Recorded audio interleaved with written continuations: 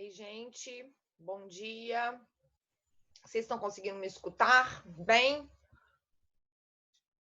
Que hoje eu comecei desde cedo aqui nas tentativas de estabelecer uma boa conexão. Espero que corra tudo bem, que a gente não tenha esses problemas com áudio, né? Como tão frequentemente tem acontecido.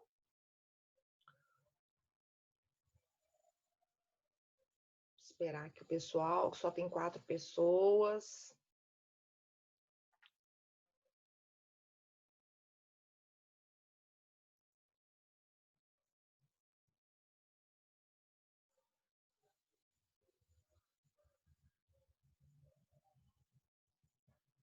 Só vou buscar meu.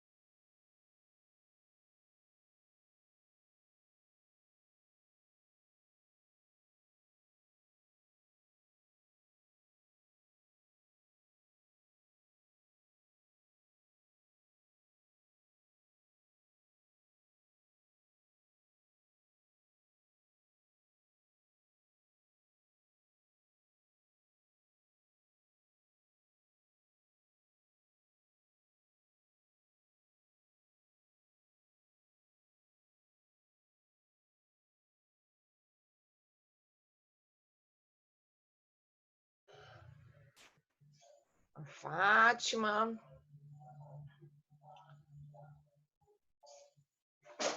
Estão me ouvindo, gente? Só me deem um okzinho aí.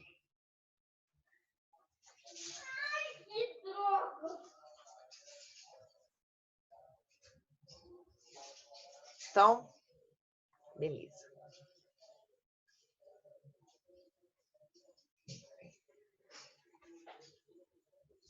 Sem dar ataque, tá? Quanto mais a gente reclama, pior. Seja forte, filha. Eu não vou conseguir nada.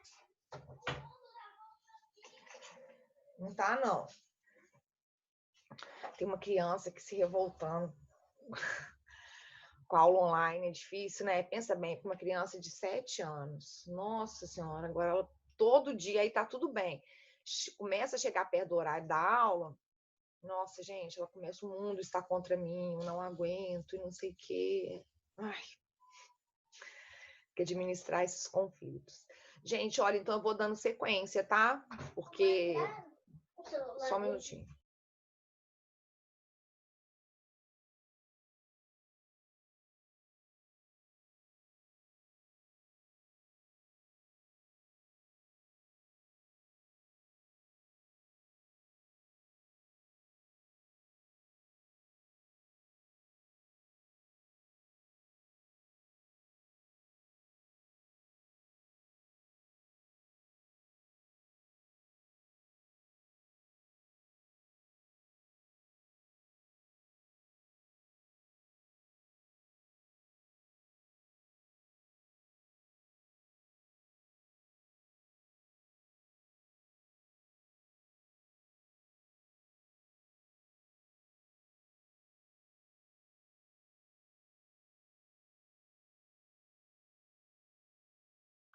Bom, gente, então vamos lá, vou dar continuidade à nossa resolução de questões. E como eu havia dito, a gente terminando, eu vou começar a analisar com vocês uma prova minha exatamente dessa disciplina, tá? Para que vocês possam também ter uma ideia melhor de como é que as coisas vão ser cobradas. Bom, vou compartilhar aquela nossa tela.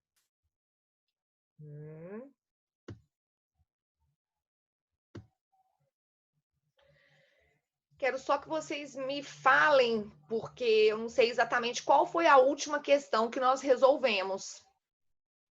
Qual foi a última? Nós fomos até que número? Foi até o número 13? Vocês confirmam isso daí? Foi, gente? Alguém me fala aí, por favor, no bate-papo, se eu fiz até a questão 13, que é o que me parece. Deixa eu ver. Foi até a questão 14? Tá, bom dia, Fátima, bom dia, Alane. Estão animadas, que coisa boa. Hoje é uma quarta-feira com cara de segunda, né? Peraí, só um minuto.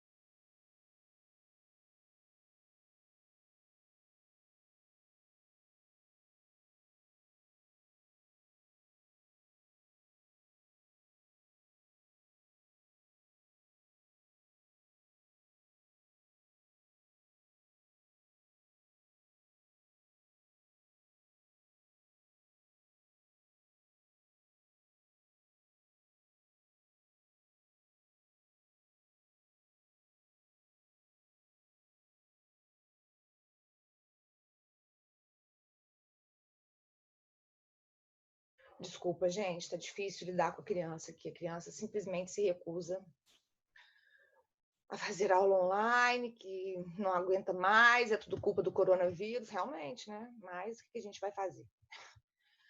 Gente, então, nós vamos dar seguimento e a nossa questão agora será a questão número 15, né? A questão número 15 é uma questão, vejam aí, olha, FGV OAB 2019, uma questão de prova da OAB. A OAB tem muito essa tradição de apresentar casos, né? Eles apresentam casinhos realmente concretos para que a gente possa avaliar, e eles colocam muito isso, como advogado, o que você faria? Então, vejam lá. Questão 15. Enquanto assistia a um jogo de futebol em um bar, Francisco começou a provocar Raul, dizendo que seu clube, que perdia a partida, seria rebaixado. Tá, então é o Francisco provocando o Raul. A gente já fica alerta, porque a gente sabe que vamos terminar, né, a leitura, mas a gente pensa logo aqui na questão da provocação.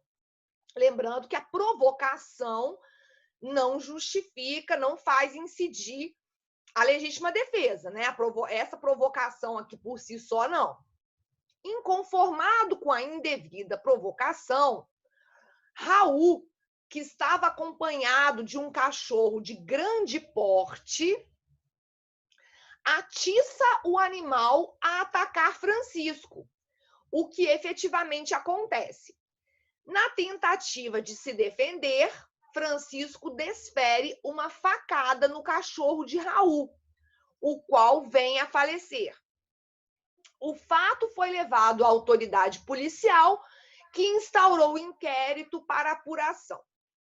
Francisco, então, contrata você na condição de advogado para patrocinar seus interesses. Então, Francisco te contrata para que você possa atuar nesse caso. E aí você precisa esclarecer ao seu cliente o quê?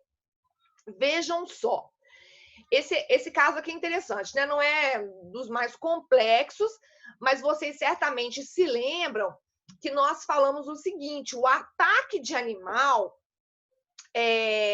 já que o ataque de animal, via de regra, ele vai caracterizar o estado de necessidade, quando alguém age em contraposição ao ataque do animal.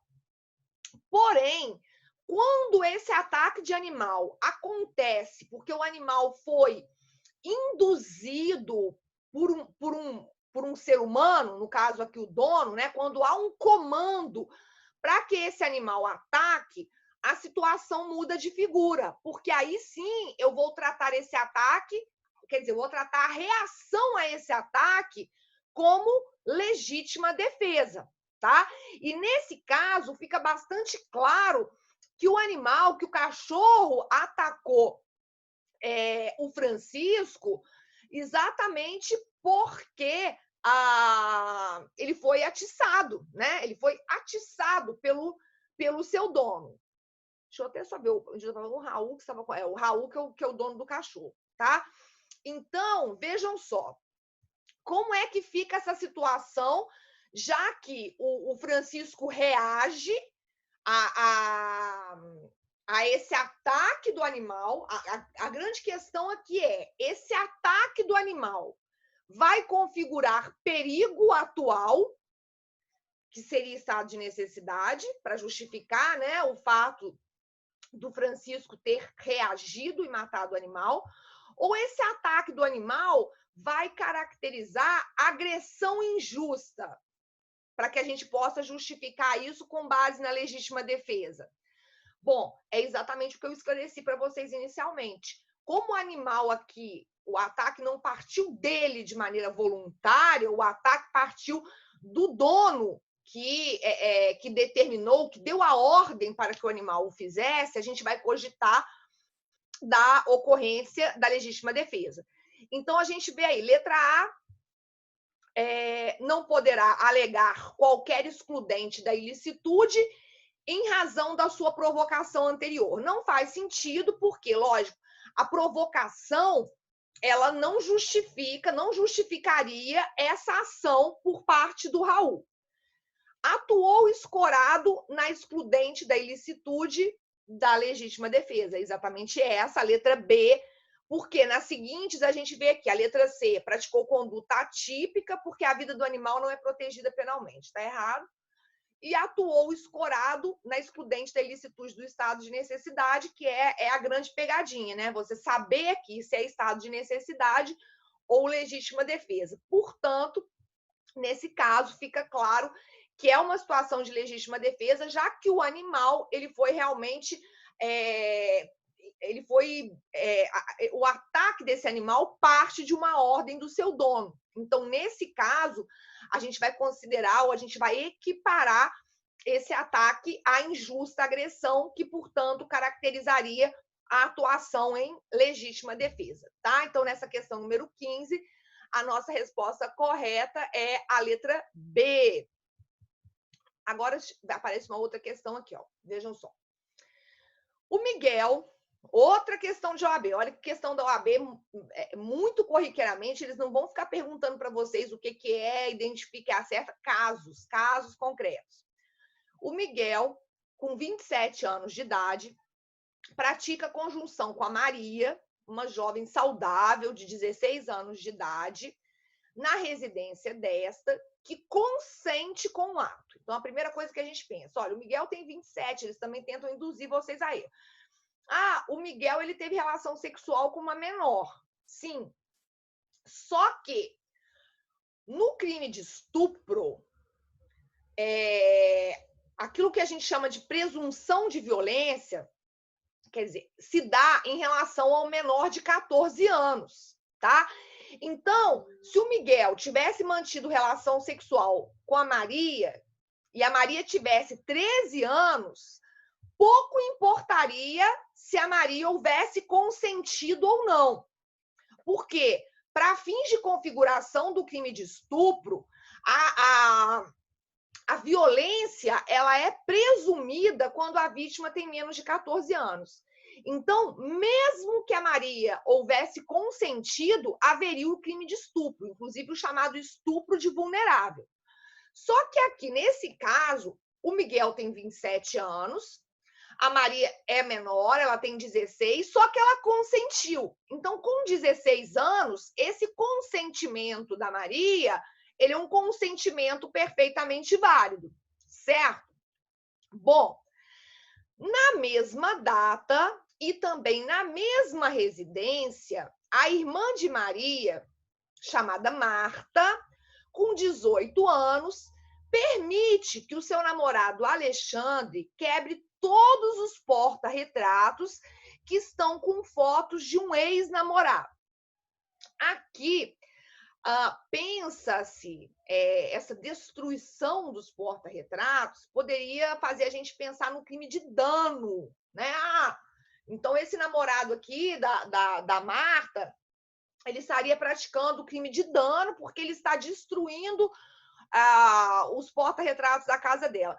Só que vejam, com a Marta, ela permitiu que isso fosse feito. Ela queria acabar com os porta-retratos que tinham fotos do seu ex-namorado. Então, em razão desses fatos, o que aconteceu? O MP, ele ofereceu denúncia em face do Miguel pelo crime de estupro. E a Marta, que é a irmã da Maria, depois que terminou com esse namorado, ela ofereceu queixa-crime, porque o crime é de ação penal privada, pela prática do crime de dano por parte do Alexandre. Vejam só, os réus, os dois aqui, o Miguel, que em tese, né, teria praticado, estou falando em tese, teria praticado o crime de estupro. Espera que eu fui ler aqui, perdi. Bom dia, Érica. O Miguel acusa-se o Miguel de ter praticado crime de estupro e acusa-se o Alexandre de ter praticado o crime de dano. Só que, vejam, eles contrataram o mesmo advogado, lógico que são processos diferentes, e ao advogado incumbe aqui encontrar uma fundamentação jurídica para dizer que essas condutas, como é que eu afastaria a responsabilidade penal desses dois sujeitos, do Miguel e do Alexandre? Então, vamos por partes aqui. Deixa eu explicar no geral para a gente poder compreender e identificar qual é a resposta correta. Bom, fica claro que o Miguel, ele não praticou estupro. Por quê? Porque uma das condições, né, um dos elementos, uma das elementares do tipo penal do estupro é a ausência de consentimento. Lógico que se eu estiver diante das situações nas quais o consentimento não é válido, situações em que a violência é presumida, foi o que eu acabei de falar para vocês, vítima menor de 14 anos, esse consentimento não vale nada, e a pessoa vai ter praticado o crime. Só que aqui nesse caso, o consentimento é perfeitamente válido, tá? Mesmo ela sendo menor, mesmo ela tendo 16 anos. A pessoa com 16 anos pode manter relação sexual. Então, o Miguel, ele não pratica crime, por quê? Porque a gente tem falta uma elementar do tipo. Qual que seria essa elementar do tipo? A ausência de consentimento. Houve consentimento por parte da vítima. Então, em relação ao Miguel, fica muito claro que não há crime porque nós temos afastada a tipicidade. Uma das elementares do crime de estupro é isso, a relação sexual é mantida contra a vontade. Se há consentimento, e se esse consentimento é válido, não há o crime de estupro, por quê? Porque o fato vai ser atípico, tá? O fato vai ser atípico. Agora, em relação aqui, lógico, para vocês, essa questão mistura um pouquinho de parte especial, né? Vocês ainda não tiveram parte especial. O crime de dano, por sua vez, o que acontece lá com a irmã da Maria? A Marta. Bom, ela tem 18 anos, ela estava numa boa com um cara, né? Com um namorado, que era o Alexandre. E aí, os dois lá numa boa brincaram. Ela falou com ele, destrói esses porta-retratos.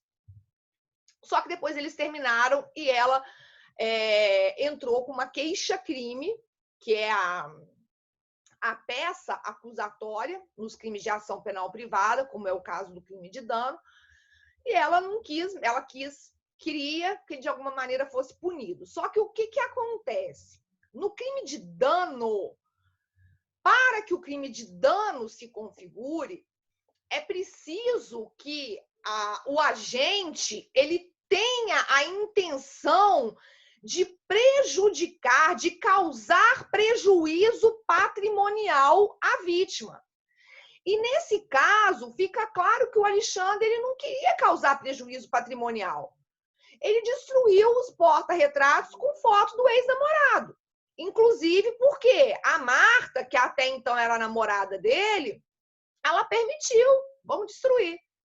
Então, é um outro elemento, aí no caso um elemento subjetivo, né? Porque no plano do dolo, quando o sujeito pratica o crime de dano, ele precisa ter esse ânimo de causar o prejuízo patrimonial, o que não é o caso.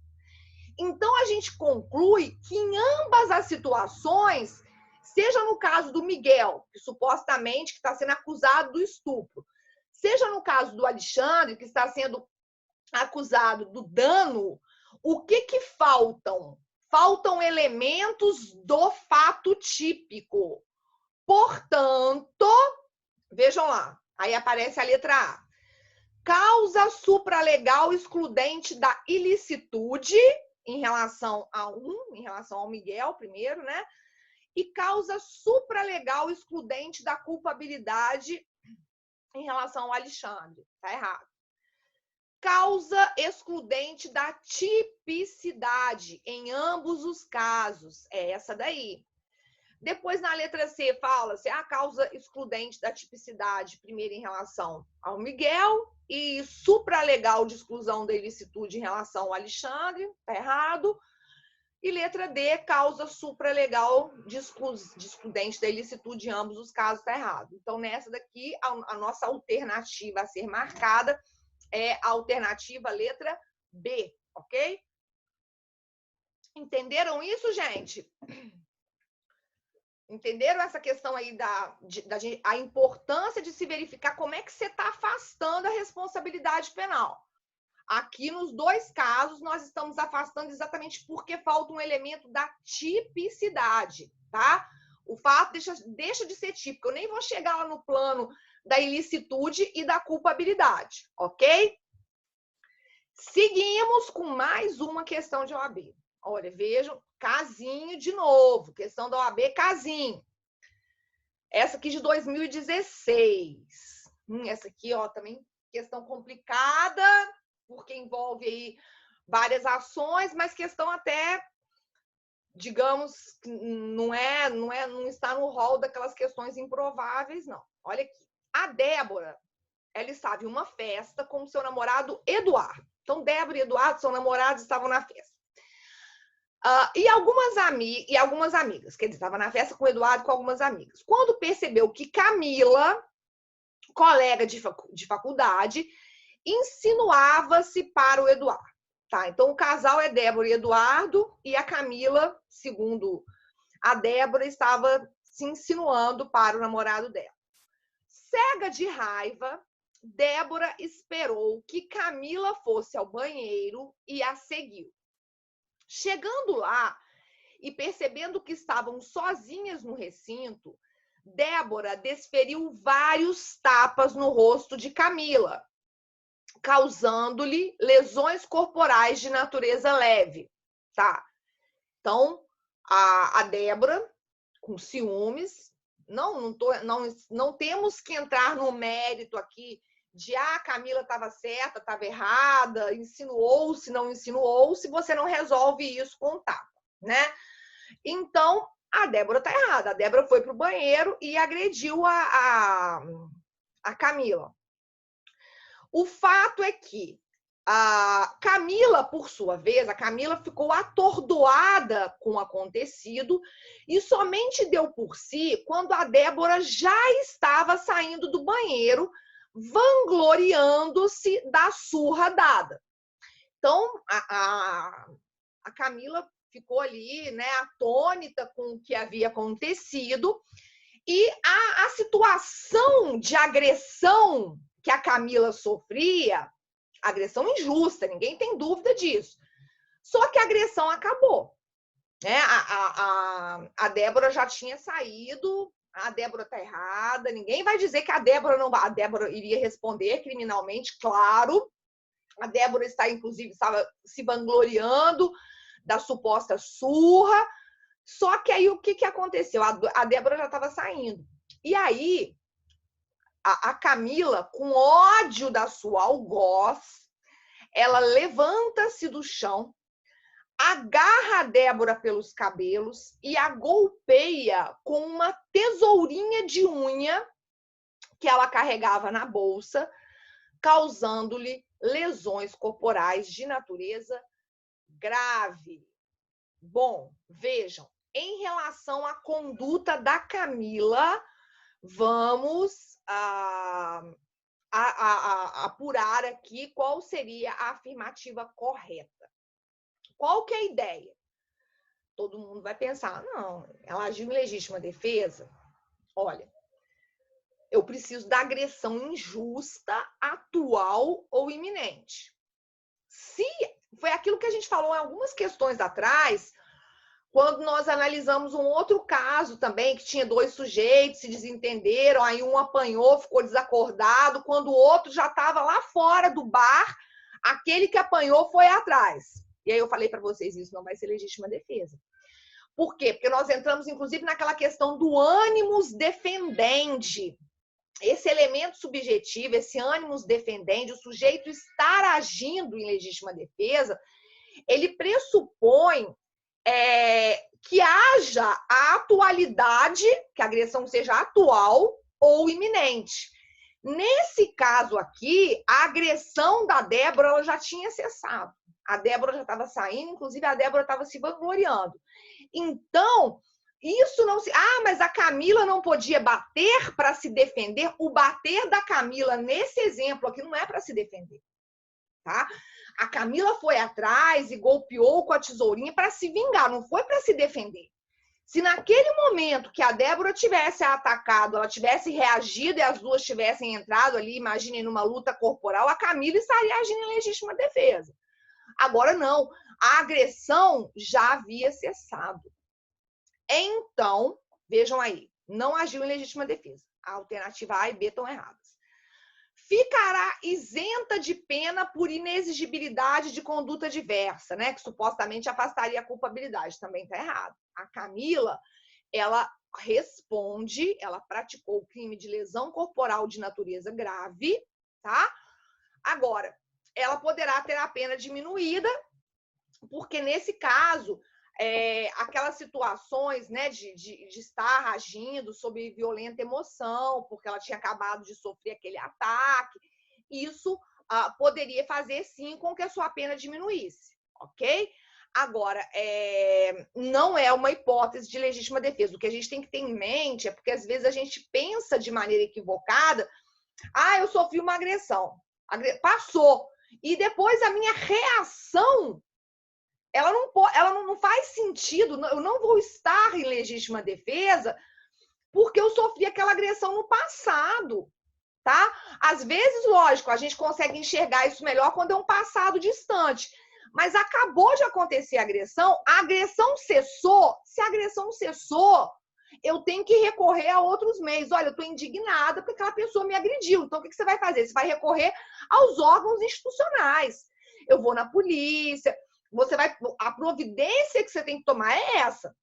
O que o Estado, ele te legitima a reagir realmente fisicamente e ali rechaçar aquela agressão que você está sofrendo, se a agressão é atual ou iminente. Depois que passou, já era, tá? Você pode até achar que você tem razão no plano, mas, poxa, olha lá, a pessoa me bateu. Só que o Estado não te legitima a vingança, tá? Então, atenção, porque é mais uma questão desse tipo. Agora, gente, vejam bem, olha como é que eu falei, teoria da culpabilidade do Zaffaroni, vejam como que isso é importante. Aparece uma questão aqui, ó, da Fundação Carlos Chagas, concurso da Defensoria Pública do Estado de São Paulo, 2019. E ela vem textualmente perguntando para a gente sobre teoria da culpabilidade. Foi o que eu falei para vocês, né? De acordo com a teoria da co-culpabilidade, na forma como foi proposta por Eugênio Raul Zaffaroni, vamos verificar qual seria a alternativa correta. E olha que a gente estudou, assim, eu falei para vocês, né, de uma maneira superficial, mas a gente consegue responder essa questão aqui. A sociedade é corresponsável pela prática do delito por ter deixado de oferecer ao agente as condições sociais para uma vida digna, o que fez com que ele fosse compelido é obrigado, à prática do delito, havendo um determinismo social.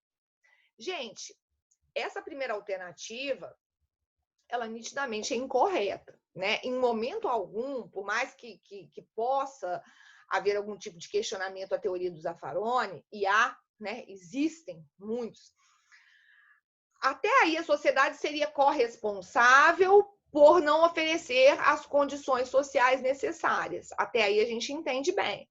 Agora, falar que o sujeito que praticou o crime, ele foi compelido a tanto, ele foi obrigado a praticar o crime, determinismo social, esse determinismo social é você partir do pressuposto que o sujeito que não é tão favorecido economicamente, o sujeito que é pobre, ele vai ser bandido.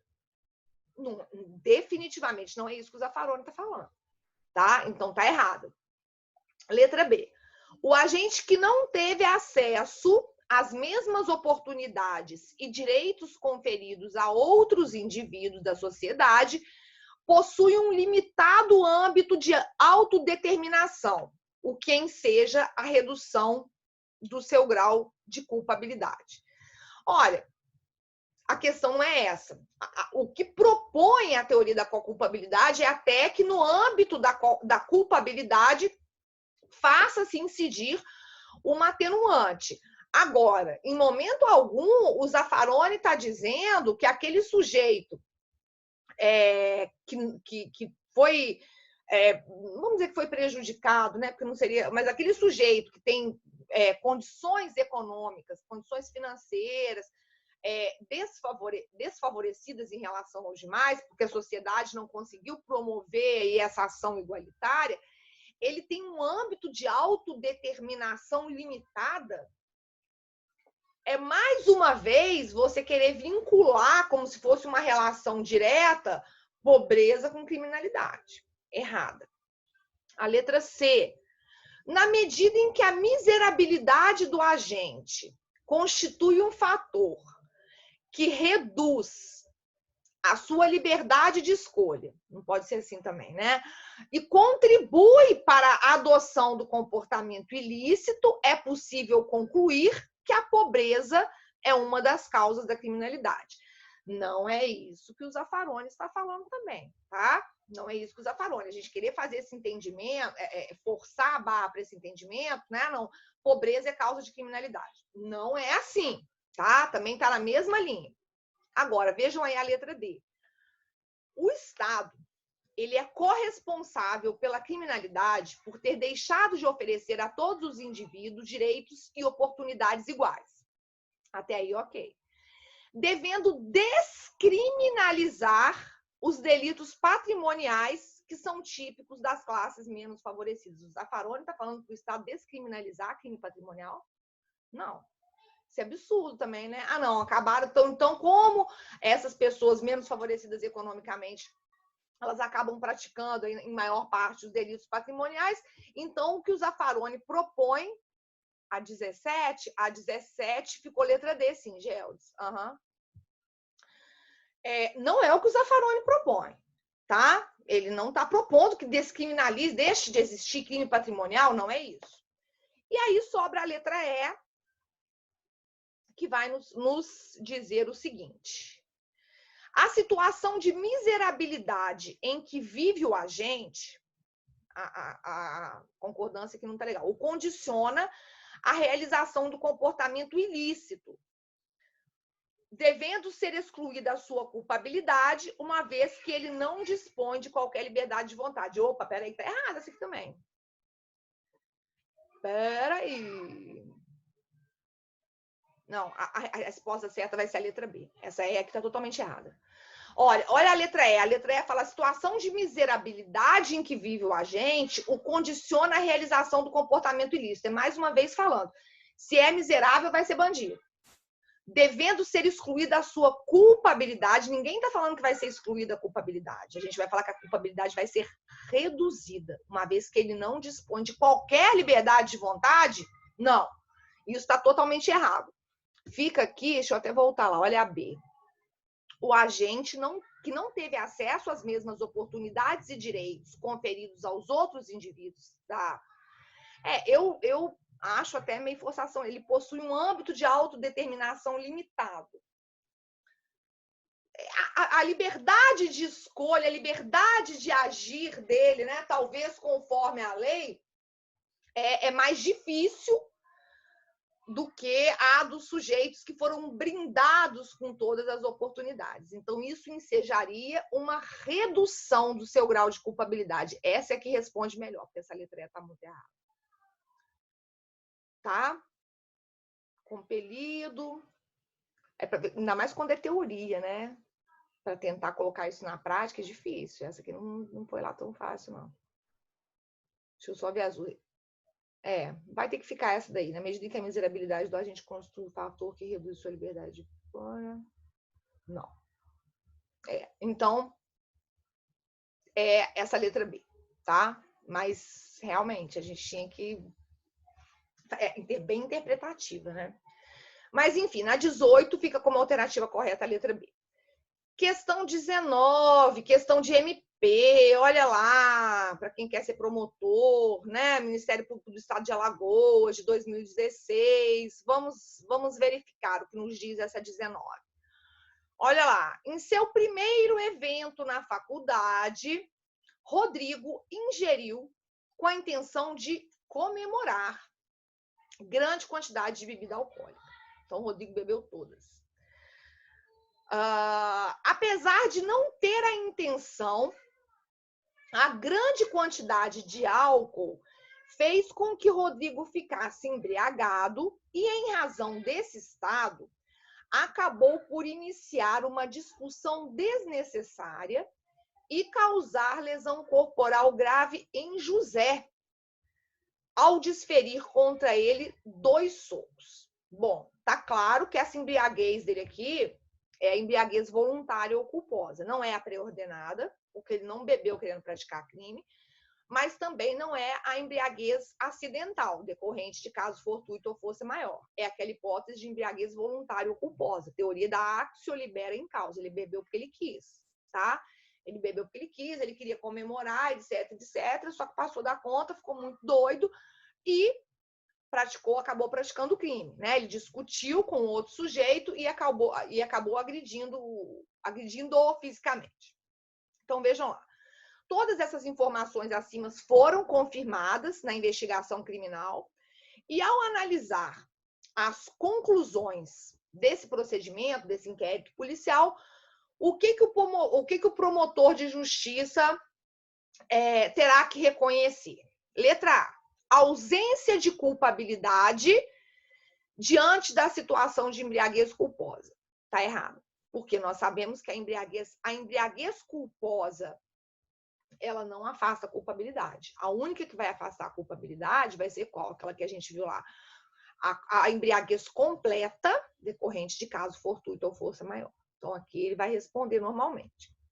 Ausência de culpabilidade do agente em razão da embriaguez completa, proveniente de caso fortuito aplicando-se medida de segurança. Está errado, está muito errado, tanto porque a embriaguez dele aqui no caso não é proveniente de caso fortuito, quanto também pelo fato de aplicação de medida de segurança. A gente viu que medida de segurança é uma sanção penal que se aplica àquele sujeito que tem em relação ao qual apura-se inimputabilidade em razão de doença mental, tá? Então, isso aqui está totalmente errado. Letra C, a existência de conduta típica, ilícita e culpável, inclusive com a presença da agravante da embriaguez pré-ordenada. Olha, o que está errado nessa afirmativa letra C é se falar em embriaguez pré-ordenada, porque a embriaguez do sujeito aqui, do Rodrigo, ela não é pré-ordenada. Ele não bebeu com o intuito de praticar crime, tá? A existência de conduta típica, ilícita e culpável, pois a embriaguez foi culposa, não sendo possível imputar a agravante da embriaguez pré-ordenada. Nossa, gente, agora que eu tô vendo uma coisa aqui complexa, porque vejam só. Isso aqui deve ter sido questão anulada. Porque a embriaguez voluntária, olha lá, a alternativa D e E, essas duas alternativas, elas são idênticas, só muda o fato de se falar na primeira, na letra D, que a embriaguez foi culposa, e na segunda, que a embriaguez foi voluntária. Tradicionalmente, a gente trata embriaguez voluntária ou culposa como expressões sinônimas, tá? Voluntária ou culposa. Mas vamos ver aqui se o sujeito... Eu acho que aqui nessa questão, eles acabam falando, dá pra gente entender que é culposa, porque ele acabou... Deixa eu ver aqui. Com a intenção de comemorar... A ideia que emana aqui da questão é, olha, apesar de não ter a intenção, a grande quantidade de álcool fez com que ele ficasse embriagado. Então, quer dizer, isso aconteceu assim por conta dessa negligência dele, né? Ele realmente não tinha ideia, negligência ou até imprudência, né? Porque ele não tinha ideia que ele iria ficar. Não é uma situação em que o sujeito bebeu porque ele queria ficar muito louco. Se a gente falar que ele bebeu porque, olha, tô bebendo porque eu quero ficar muito louca. Eu acho que na prática é difícil apurar, né? Por qual foi a intenção? Eu fiquei muito bêbada sem querer ou eu fiquei muito bêbada porque eu queria mesmo ficar muito doida? Mas aqui, o que se dá a entender é que ele queria comemorar, ingeriu a grande quantidade de bebida alcoólica, mas ele não tinha intenção. Essa quantidade que fez com que ele ficasse embriagado. Da leitura, para a gente tentar marcar uma alternativa, mas isso aqui é um pouco inquestionável. A ideia é que essa embriaguez ela seria culposa, tá? Porque como fala que ele não teve a intenção, é justamente para falar, olha, não houve dolo nenhum por parte do sujeito. Então, quando a gente fala que ela foi voluntária, a ideia é que o sujeito realmente queria ficar muito doido, tá?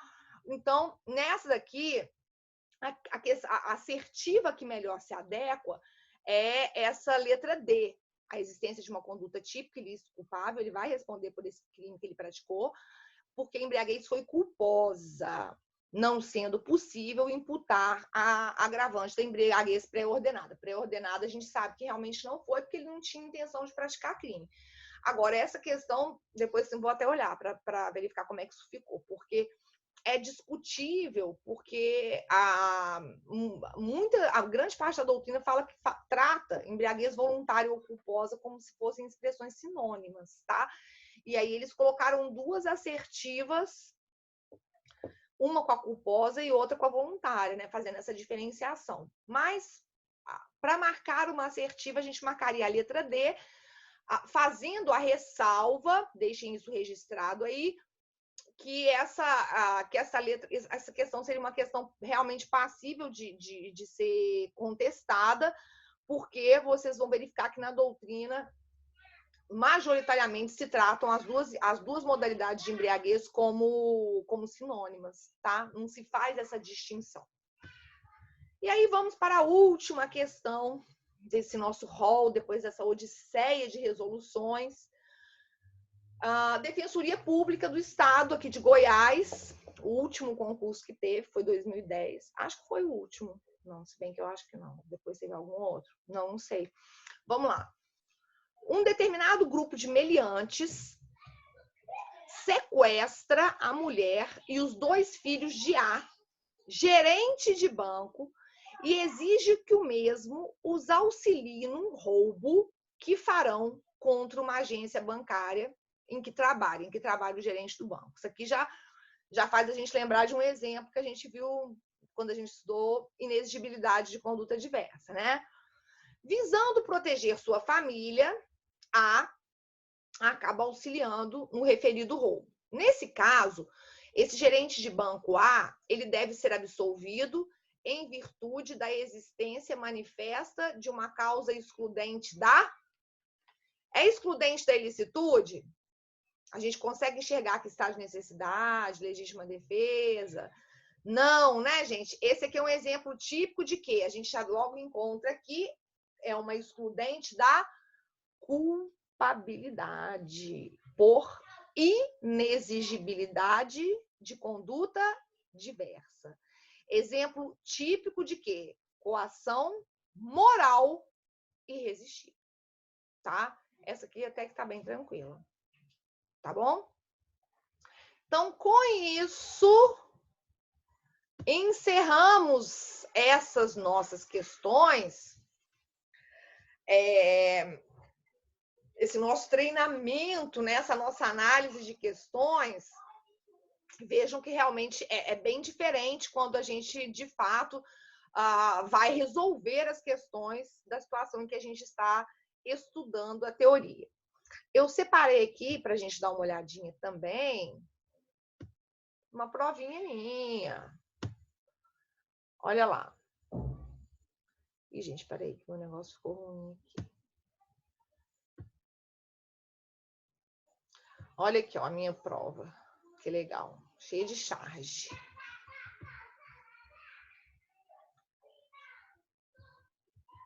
Ó, aí veja, você fala assim, nossa, professora, que prova fácil, né? Olha lá. Então, essa prova aqui, deve ter tido o quê? Um ano e pouco.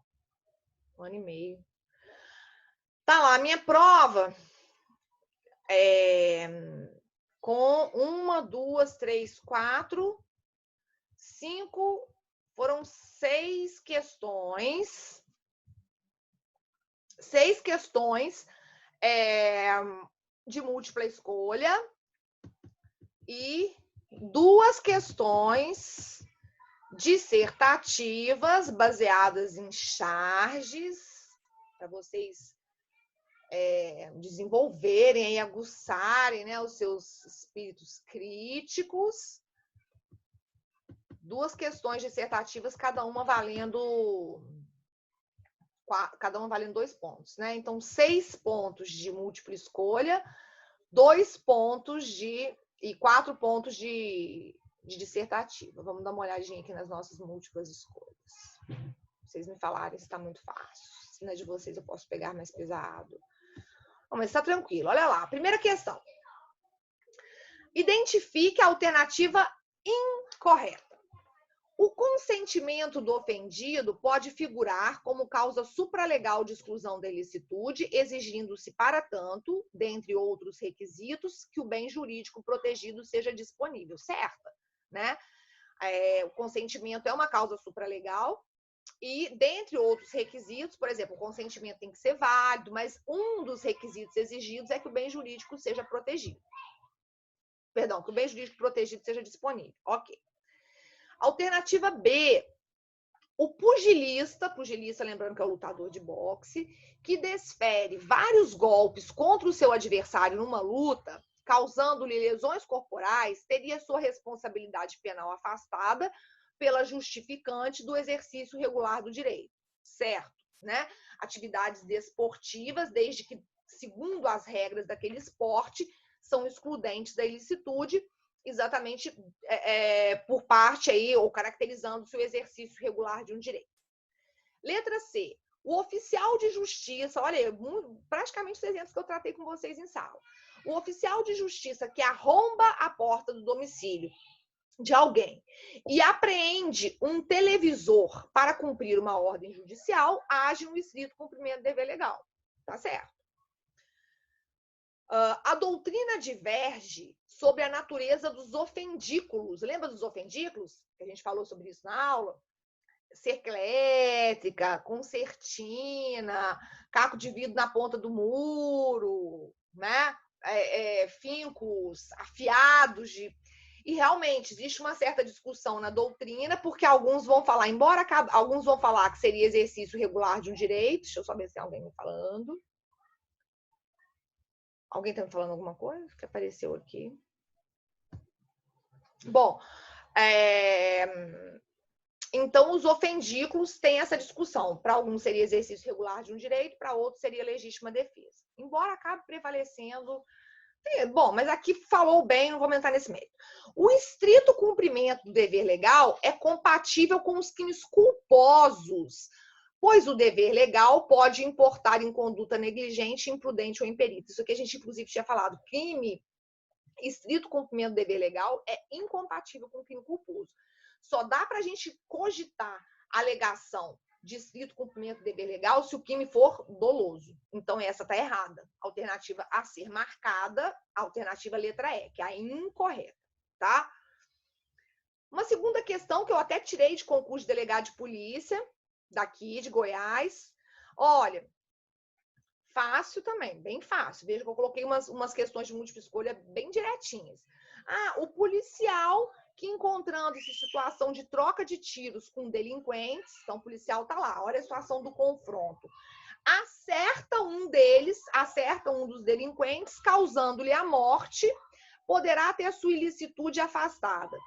Olha, isso aí até para a gente, mais uma vez, aqui é bem direto. Confronto policial com criminosos, qual é a excludente da ilicitude a ser cogitada?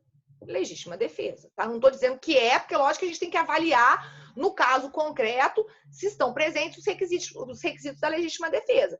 Mas vejam aí que fica claro, é estado de necessidade, é exercício regular de direito, é estrito cumprimento do dever legal.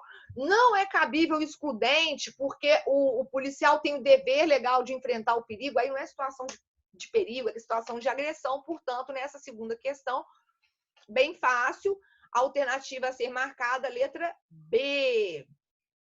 Agora aqui a gente entra lá, olha lá, terceira questão, as teorias, olha lá.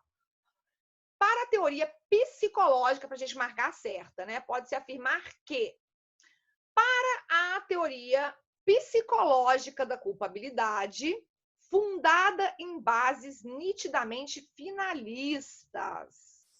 O que está errado de cara? Teoria psicológica da culpabilidade, ela está fundada em bases causalistas. Causalistas, tá? Dolo e culpa devem ser analisados em sede de culpabilidade, juntamente com a imputabilidade. Essa segunda parte é até verdade, né? O que prega a teoria psicológica. Só que o que está errado é o seguinte: teoria psicológica da culpabilidade é de base causalista, não finalista. Letra B, segundo a teoria normativa da culpabilidade, estruturada a partir de uma concepção causalista do delito. Olha aí o erro. Trocaram. A teoria normativa da culpabilidade, ela se baseia numa concepção finalista e não causalista. Então, essa letra B está errada, porque está falando de causalista quando deveria ser finalista. Dolo e culpa estariam alojados na conduta, o resto está certo. De modo que os pressupostos da culpabilidade seriam imputabilidade. O que ficou errado aí, na letra A e na letra B, trocou-se a base das respectivas teorias. Teoria psicológica, base causalista, teoria normativa, base finalista. Letra C. De acordo com a teoria normativa pura da culpabilidade, as discriminantes putativas podem ser hipóteses de erro de tipo ou de proibição.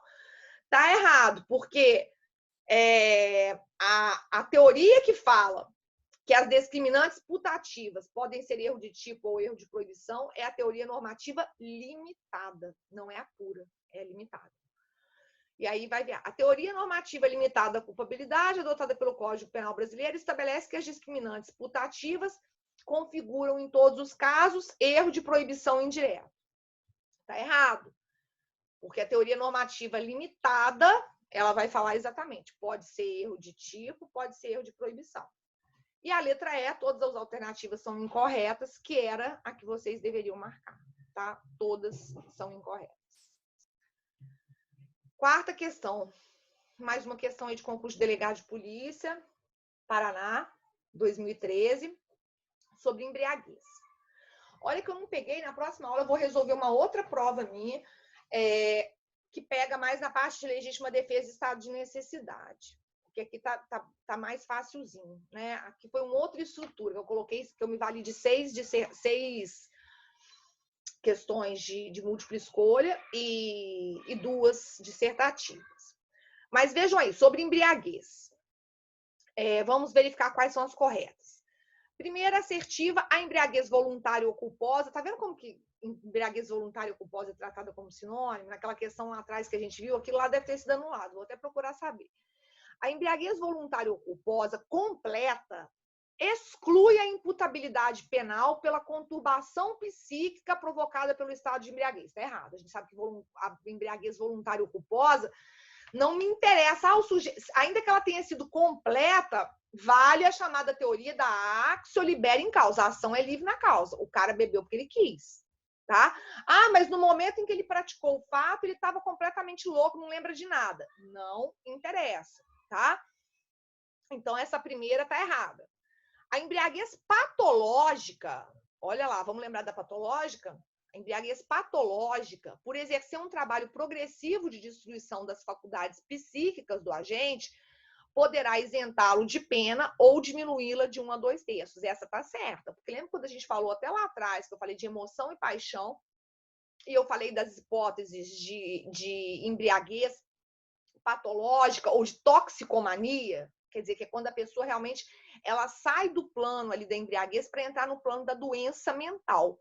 E se eu entrei no plano da doença mental, o sujeito pode ficar isento de pena ou ter a pena diminuída de 1 a 2 terços, que seria a situação da própria isento de pena, por exemplo, pela imposição da medida de segurança, né? Se você apurar que realmente isso acabou importando em doença mental. Então, essa 2 aí está certa. 3, embriaguez pré-ordenada, além de não isentar de pena, que a pré-ordenada é quando o sujeito bebe para praticar crime, gera agravamento da mesma, certa. E a 4, a embriaguez acidental, proveniente de caso fortuito ou de força maior, quando for completa, isenta de pena, e se ela for incompleta, gera diminuição da pena, tá certo? Então, aqui, a assertiva a ser marcada é a letra E, né? Somente 2, 3 e 4 são corretas, tá? Então, questão 4, marcar a letra E. Vamos resolver as 2 últimas, até para vocês me darem aí um feedback, para eu saber o que vocês acharam da provinha, se estava fácil, se estava difícil. Questão número 5. Código Penal Pátrio, no que tange à imputabilidade penal, a inimputabilidade, desculpa, adotou o critério biológico, seja em relação à menoridade, seja em relação à doença mental. Tá certo? Tá errado. Porque o código adotou o critério biológico em relação à menoridade. Em relação à doença mental, não. A doença mental é o critério biopsicológico. Letra B. Ao doente mental, caberá, em qualquer caso, a aplicação de medida de segurança, através da chamada sentença absolutória imprópria. Olha o perigo da afirmação generalizante. Em qualquer caso, gente? Não, não é em qualquer caso. Porque depende da doença mental. Pode ser que ele seja inimputável em razão de doença mental, quer dizer, ele perdeu completamente a capacidade de discernimento, ou pode ser que ele seja semi-imputável. E para o semi-imputável, a gente sabe que podemos ter medida de segurança, pena ou medida de segurança, tá? Emoção e paixão, ainda que patológicas, não se prestam a excluir a imputabilidade penal. Tá errada, porque emoção e paixão, se forem patológicas, poderão afastar a imputabilidade penal. Letra D. Segundo a concepção integracionista, olha aquilo que a gente viu lá do índio, o índio não integrado à sociedade, ele seria tido como um inimputável. Realmente, era isso que os integracionistas falavam, né? Ao passo em que, segundo a visão multiculturalista, o índio poderia ter a sua responsabilidade penal afastada por um erro de proibição inevitável. É exatamente isso, tá? A letra D é a certa.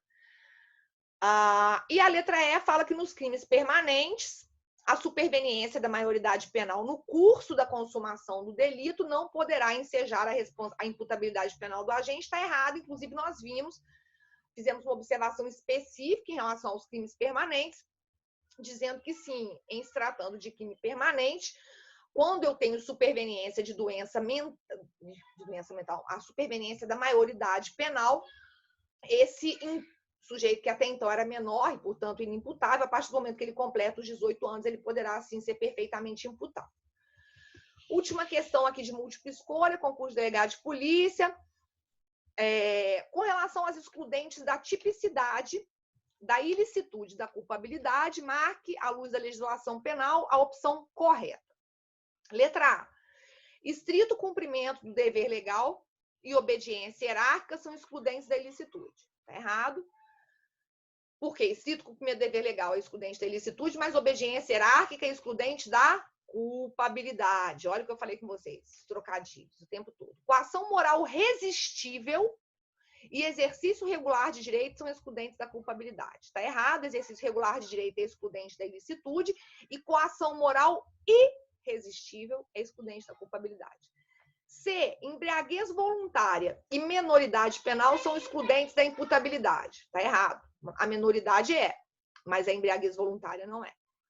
Letra D, coação moral irresistível e erro de proibição são excludentes da culpabilidade. Essa é a certa. Por quê? Tá? Então, a coação moral irresistível afasta a culpabilidade e erro de proibição também afasta a culpabilidade. A letra E, legítima defesa putativa exclui a ilicitude. A gente sabe que não, né? Legítima defesa putativa, com base até naquelas teorias, a legítima defesa putativa, dependendo da situação, ela vai poder servir. Segundo, inclusive, a teoria normativa limitada. A situação putativa, depende se a gente tem erro sobre os pressupostos fáticos, depende se a gente tem erro sobre os limites ou a existência de uma causa de justificação. Mas a legítima defesa putativa, a depender dessas variáveis, ela vai poder servir para afastar a tipicidade ou, eventualmente, a culpabilidade. Tá? Então, nessa questão número 6, resposta certa, letra D. E aí, depois eu vou parar nesse ponto para a gente, vejam, e aí eu tenho duas questões dissertativas, exatamente para que a gente possa, isso aqui foi até quando surgiu, né? Olha, vejam, isso aí foi de 19/2/2019, quando surgiu essa história do pacote anticrime, e isso acabou não prosperando no que de fato virou lei, mas existia aquela história, olha, não, mas se o sujeito age sob violenta emoção, não sei o quê, no meio do confronto, justifica-se a legítima defesa. E aí eu coloquei uma charge sobre isso, pedindo para vocês falarem, para vocês fazerem uma análise crítica. Avalie criticamente a alteração legal pretendida em relação à caracterização do excesso. Depois a gente fala sobre isso, inclusive, porque a outra questão eu vim, até pedir para vocês lerem sobre isso, eu vim falando sobre redução da maioridade penal, né? Aí tem uma charge, lá 2 menininhos, né? Ali num ambiente de pobreza, e um falando para o outro, a maioridade penal vai ser 16 anos, e o outro responde, sem problemas, a gente nunca chega até lá mesmo, né? Pedindo para vocês fazerem essa avaliação crítica, apontando argumentos favoráveis e desfavoráveis. Agora, me falem, o que vocês acharam? O que vocês acharam das questões que nós fomos resolvendo? Lógico que resolver questão é sempre um negócio complicado, né? Agora, o que vocês acharam e tiveram como uma noção, por exemplo, da maneira que eu tradicionalmente cobro isso em prova? Fácil, difícil, tranquilo, quer dizer, como sempre, tudo que eu falo com vocês, né? Eu nunca cobro o que não é tratado, mas tranquilo, vocês acharam, já que ninguém se manifesta?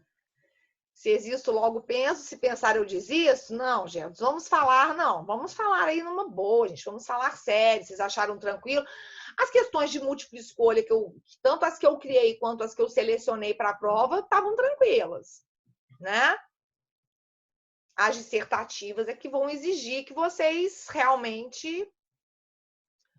Por isso que essa parte, eu vou até falar sobre isso com vocês na próxima aula. As objetivas foram bem tranquilas. As objetivas da prova. Tanto que na prova eu sempre tenho muita cautela para não colocar a questão que seja passível de ter mais de uma resposta, para não gerar esse tipo de confusão. Mamãe, né? Entrar. Tá, a mamãe já vai. Eu não tô conseguindo entrar na aula. Obrigada.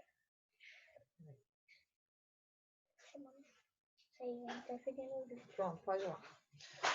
A aula da criança. Então, gente, é bem nessa linha, né, que a gente cobra. E eu vou fazer o seguinte, na próxima aula, até pra gente, porque com essas novas determinações, eu nem sei falar, né? Medo de falar que estavam tranquilas. Não, mas essa prova aí não estava com muita pegadinha, não. Eu vou mostrar para vocês uma outra, que eu perguntei mais coisas de legítima defesa, estado de necessidade. E aí a gente, na próxima aula, no caso amanhã, a gente resolve essas questões. E na outra semana a gente vai entrar aí no concurso de pessoas, que é o próximo tópico. Eu vou continuar nessa aí com vocês, gente, de resolver questão, porque a gente já sabe que até o dia 30 mesmo não voltarão as aulas, né? Eu acho que essa é a última determinação mesmo. E senão acaba a matéria. Entendeu? Essa matéria aqui, a gente tem 2 horas aula e é uma matéria um pouco menor, né? Então, para não correr risco aí, se a gente ficar fazendo umas videoaulas para conversarmos, né? Tipo uma sessão de terapia coletiva, vai ser bom. Mas, então, eu tenho que ir equilibrando as coisas para que a gente possa fazer tudo de uma maneira bem produtiva. Acaba que a aula online, ela rende mais, né? Ela rende mais. Assim, 1 hora falando é muita coisa que acaba que a gente vê. Então, eu vou... Na aula de amanhã, eu vou continuar, vou analisar essas dissertativas, vamos pensar aqui o que a gente faria. Pediria, inclusive, que vocês... Seria muito bom se vocês lessem lá aquele... Para a gente até entrar nessa questão de redução da maioridade penal, que é um ponto importante. Eu coloquei naquela coisa do Classroom lá, mas eu acho que o pessoal não está entrando. Eu vou mandar por WhatsApp o link para o Geldes, para vocês lerem e a gente ter elementos para, na próxima aula, a gente avaliar essas próprias questões dissertativas aí, principalmente nessa parte de redução da maioridade penal e a questão também da legítima defesa no pacote anticrime, como é que isso estava antes, tá? Que são pontos importantes para a gente desenvolver essas análises críticas. Ok? Tranquilo, gente? Tudo certo? Vocês estão ótimos? Nossa, isso é que é bom, né? A gente lidar com pessoas equilibradas, tranquilos, né? Bom, então, gente, ficamos por aqui hoje. Amanhã estaremos juntos novamente. Não vou mandar esses links para ver se eu gostaria muito que vocês lessem, até para a gente ter um pouco mais de interação, não ficar essa coisa aqui, né? Só o monólogo o tempo todo. E a gente continua, tá bom? Tá parecendo segunda-feira hoje, né? Falar boa semana a todos. Tá? Bom restante de semana. Amanhã estaremos juntos, ok? Tchauzinho, gente. Beijo.